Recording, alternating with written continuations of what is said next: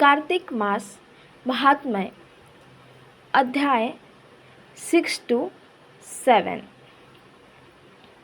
आप सभी भक्तों को, माताओं और बहनों को मेरा सादर प्रणाम।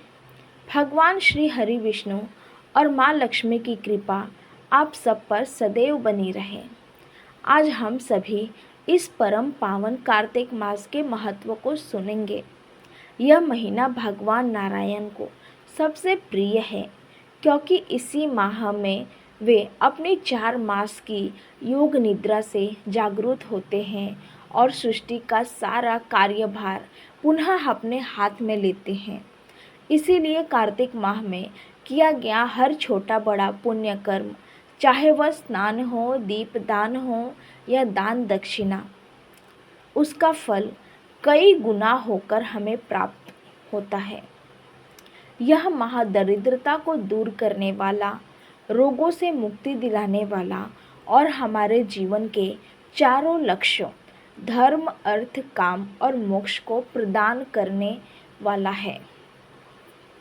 तो आइए हम सभी मिलकर स्कंद पुराण के आधार पर कार्तिक महात्म्य के 6ठे और 7वें अध्याय की अद्भुत कथा का श्रवण करें, जो हमें भक्ति के सही मार्ग का दर्शन कराती है और बताती है कि सच्ची श्रद्धा का मूल्य विधि विधान से ही कहीं अधिक होता है। देखिए, कथा शुरू होती है एक ऐसे नगर से जहाँ एक बहुत ही धर्मात्मा, प्रतापी और न्यायप्रिय राजा राज करते थे, जिनका नाम था राजा पुरथु। राजा पुरथु इतने धर्मपरायण थे कि उनके राज्य में प्रजा को कभी कोई कष्ट नहीं हुआ। वे अपनी प्रजा को अपनी ही संतान की तरह मानते थे, उनकी हर आवश्यकता को पूरा करते थे। उनके राजपाट में सब कुछ था, धन, धान्य, वैभव, यश और कीर्ति। पर स्वयं राजा एक व्यक्तिगत कष्ट से बहुत दुखी थे। तमाम सुख सुविधाएं होते हुए भी उन्हें संतान सुख प्राप्त नहीं था। इस दुख से राजा का हृदय हर पल विचलित रहता था। वे रात दिन इसी चिंता में घुलते रहते थे। उनके बाद उनके विशाल साम्राज्य का वारिस कौन बनेगा? इस गहन पीड़ा से व्याकुल होकर एक दिन राजा पुरथु ने अपनी धर्मपरायण पत्नी के साथ बैठकर यह विचार किया कि उन्हें अपने जीवन के इस खालीपन को भरने के लिए कोई उपाय, कोई यज्ञ या कोई कठोर तपस्या करनी चाहिए। उन्होंने तुरंत अपने राज्य के सबसे ज्ञानी वृद्ध महात्मा सुमति को सम्मानपूर्वक अपने दरबार में बुलाया। महात्मा सुमति ने राजा का दुख समझा और उनके चेहरे पर फैली गहरी उदासी को पढ़कर बोले, हे राजन, आपकी पीड़ा बहुत बड़ी है और यह स्वाभाविक है, लेकिन इस संसार में कोई भी इच्छा ऐसी नहीं है जिसे भगवान श्रीहरि विष्णु पूरी न कर सके। आपके भाग्य में संतान सुख अवश्य लिखा है, पर किसी कारणवश विलंब हो रहा है। इस विलंब को समाप्त करने के लिए आप तत्काल कार्तिक मास का व्रत और विशेष रूप से स्कंद पुराण में वर्णित कथाओं का श्रवण करें। कार्तिक पूर्णिमा तक आप नियम पूर्वक नदी में स्नान और दीपदान का संकल्प लें। भगवान नारायण की कृपा से आपकी इच्छा अवश्य पूरी होगी। राजा पुरथु ने उत्सुकता से पूछा, हे महात्मा, कृपया मुझे उस कथा का श्रवण कराएं, जिससे मुझे और मेरी प्रजा को कार्तिक मास की महिमा का सही ज्ञान हो। महात्मा सुमति ने राजा को कथा सुनानी शुरू की।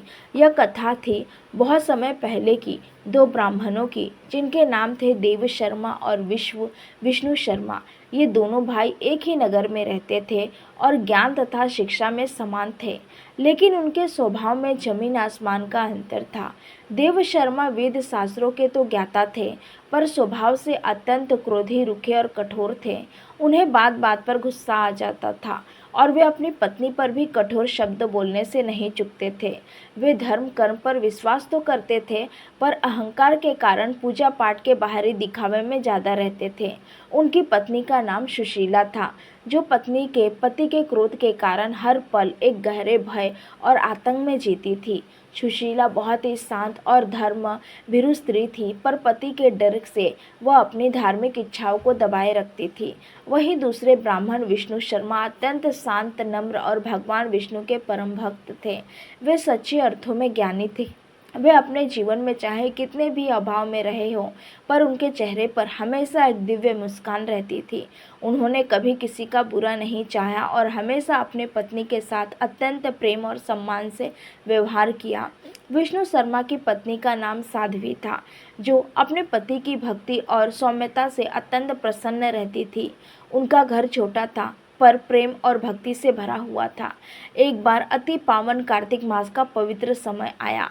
साध्वी ने अपने पति विष्णु शर्मा से कहा, स्वामी, हमें इस पुण्यकारी माह का व्रत, स्नान और दान का पालन पूरी श्रद्धा से करना चाहिए। सुना है कि इस माह में दान किए गए जल के एक लोटे से भी भगवान प्रसन्न होते हैं। विष्णु शर्मा ने अपनी पत्नी की भावनाओं का सम्मान करते हुए कहा, हे देवी, यह तो अति उत्तम विचार है। जिस माह में भगवान विष्णु योग निद्रा से उठकर सृष्टि का कार्यभार संभालते हैं, उस माह में उनकी पूजा से बड़ा कोई धर्म नहीं। हम कल से ही नियम पूर्वक व्रत आरंभ करेंगे। उन्होंने विधि विधान से पूरे कार्तिक माह में व्रत रखा, दीप दान किया और अपनी छोटी सी आय से भी गरीबों को दान किया। उनका हर कार्य भक्ति और प्रेम से भरा था। उधर क्रोधी देव शर्मा ने अपनी पत्नी सुशीला को साफ मना कर दिया। उन्हें अहंकार से कहा, यह सब ढोंग है, हर वर्ष यही नाटक होता है। समय व्यर्थ न करो और घर के काम निपटाओ, मेरी पूजा ही काफ़ी है। सुशीला अपने पति के कठोर शब्दों से बहुत दुखी हुई, पर पति की आज्ञा मानकर चुप रह गई। लेकिन सुशीला का मन इस महान पुण्य को गंवाना नहीं चाहता था। उसने सोचा, भले ही मैं पति की अनुमति से विधि विधान से पूजा नहीं कर सकती, पर अपने मन की सच्ची श्रद्धा से तो भगवान को प्रसन्न कर सकती हूँ। इसीलिए वह रोज भोर से पहले ही, जब देव शर्मा गहरी नींद में होते थे, चुपके से उठती थी और नदी किनारे जाती, वहीं छुपकर शीतल जल से स्नान करती और भगवान विष्णु का ध्यान करके एक छोटा सा घी का दीपक जलाकर अत्यंत गोपनीयता से नदी में प्रवाहित कर देती। उसे डर था कि अगर पति को पता चला तो वे भयंकर क्रोधित होंगे। सुशीला ने पूरे माह इसी गुप्त श्रद्धा के साथ अपना व्रत पूरा किया। उसकी यही एकाग्रता और गुप्त भक्ति ही उसकी सबसे बड़ी पूजा बन गई थी। समय अपनी गति से चलता रहा और दोनों ब्राह्मणों का जीवन काल पूर्ण हुआ। मृत्यु के बाद विष्णु शर्मा को तुरंत विष्णु लोक में स्थान मिला। उन्हें वहाँ सारा सुख, वैभव और सम्मान मिला, जिसकी उन्होंने कामना भी नहीं की थी। उन्हें भगवान विष्णु की साक्षात सेवा का अवसर प्राप्त हुआ और वे मोक्ष को प्राप्त हुए। दूसरी ओर क्रोधी देव शर्मा को उनमें कटु कर्मों के कारण यमलोक जाना पड़ा। उनके क्रोध, अहंकार और पत्नी के प्रति दुर्व्यवहार से उनकी बाकी सारे पुण्य भी नष्ट कर दिए गए थे। यमराज ने उन्हें उनके कर्मों का लेखा जोखा दिखाया और कठोर दंड की घोषणा की। उन्हें अपने जीवन में किए गए हर अपशब्द और हर क्रोध के लिए कष्ट सहना पड़ा। लेकिन उनकी पत्नी सुशीला, जिसने गुप्त रूप से कार्तिक व्रत का पालन किया था, उसका अंत अत्यंत अलौकिक था। जब यमदूत सुशीला के प्राण लेने के लिए आए, तो तभी स्वर्ग से एक दिव्य विमान आया। उस विमान के चमकते तेज से यमदूतों की आंखें चौंधिया गई। उस विमान में स्वयं अप्सराएं थी, जिन्होंने सुशीला का स्वागत किया और उसे आदरपूर्वक बिठाकर स्वर्गलोक ले गई। देव शर्मा ने यमलोक से यह सारा दृश्य देखा और अत्यंत दुखी, लज्जित और आश्चर्यचकित हुए। उन्होंने यमराज से रोते हुए पूछा, हे धर्मराज, यह कैसा विधान है? मेरी पत्नी को स्वर्ग क्यों मिला? मैंने तो उसे व्रत करने से रोका था और उस पर क्रोध भी करता था, फिर वो मुझसे पहले स्वर्ग कैसे चली गई? यमराज ने देव शर्मा को गंभीर स्वर में बताया, हे देव शर्मा, तुमने अपनी पत्नी पर क्रोध किया, उसे व्रत करने से रोका और जीवन भर कटु वचन बोले। इन पापों के कारण तुम यहाँ हो।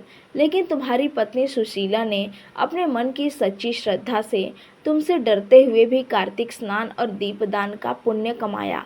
उसका एकांत भाव से किया गया दीपदान ही उसे स्वर्ग का अधिकारी बना गया। यह कार्तिक माह का महात्म्य है।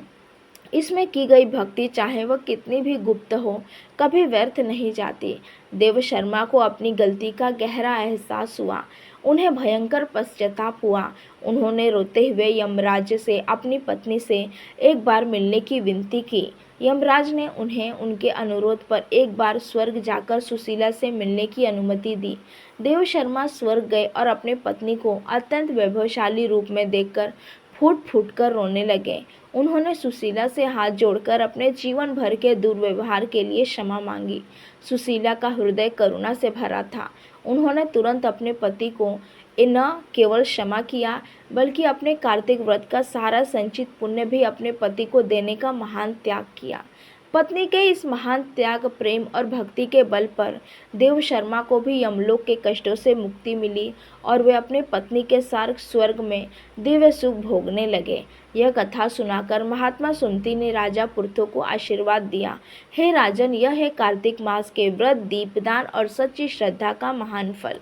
यहाँ विधि विधान से ज़्यादा मन की पवित्रता मायने रखती है। आप भी पूरी निष्ठा से इस व्रत का पालन करें, आपको अवश्य ही संतान सुख प्राप्त होगा। राजा पुरथु ने महात्मा सुमति की बात मानी और पूरे कार्तिक मास में व्रत, दान और नियम पूर्वक दीपदान किया। व्रत के फलस्वरूप कार्तिक पूर्णिमा के शुभ दिन राजा पुरथु के यहाँ एक अत्यंत तेजस्वी और धर्मात्मा पुत्र का जन्म हुआ, जिससे उनका जीवन आनंद और उल्लास से भर गया।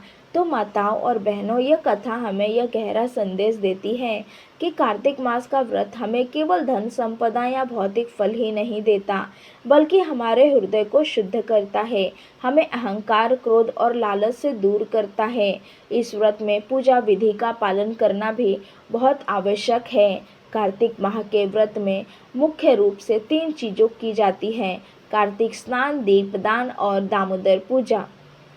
व्रत की शुरुआत आमतौर पर पूर्णिमा या प्रतिपदा तिथि से होती है। आप प्रतिदिन ब्रह्म मुहूर्त में किसी पवित्र नदी, सरोवर या घर पर ही सादे पानी से गंगा जल मिलाकर स्नान करें। स्नान के बाद स्वच्छ वस्त्र पहनकर भगवान विष्णु का ध्यान करें। पूरे माह सादा भोजन करें और जमीन पर शयन करने का प्रयास करें। शाम के समय भगवान विष्णु के दामोदर स्वरूप की पूजा करें। उन्हें पीला चंदन, पीले पुष्प और तुलसी मिश्रित नैवेद्य अर्पित करें। दीपदान इस माह का प्राण है। किसी मंदिर में तुलसी के पौधे के पास, अपने घर के द्वार पर या नदी में, तालाब में शुद्ध घी का दीप जलाकर रखें। दीपदान करते समय मन में यह संकल्प लें कि आप अपनी सारी बुराइयां, अज्ञान और नकारात्मकता त्याग कर प्रभु के ज्ञान की ओर बढ़ रही हैं। कथा का श्रवण अवश्य करें। इस व्रत का फल यह है कि यह साधक को अखंड सौभाग्य, संतान सुख और संपत्ति और अंत में मोक्ष प्रदान करता है। सबसे बड़ा फल यह है कि भगवान श्री हरि विष्णु स्वयं भक्त पर प्रसन्न होते हैं और उसे अपने चरणों में स्थान देते हैं। क्रोध और अहंकार और घोर पाप भी सच्ची श्रद्धा और पत्नी के त्याग के सामने टिक नहीं पाते, जैसा कि देव शर्मा की कहानी में हमने देखा। इसीलिए इस पवित्र माह में आप सभी अपने परिवार के कल्याण के लिए, अपने पति की लंबी आयु और अपने बच्चों के उज्जवल भविष्य के लिए इस व्रत का पालन करें, यही कामना है। तो दोस्तों, कार्तिक मास में सच्ची श्रद्धा का यह संदेश अपने जीवन में उतारिए। अगर आपको ये कथा पसंद आई हो तो इसे लाइक करें और अपने परिवार के साथ साझा करें। चैनल को सब्सक्राइब करना न भूलें ताकि आप ऐसी पवित्र कथाएं सुन सकें। जय श्री हरि, जय माँ लक्ष्मी।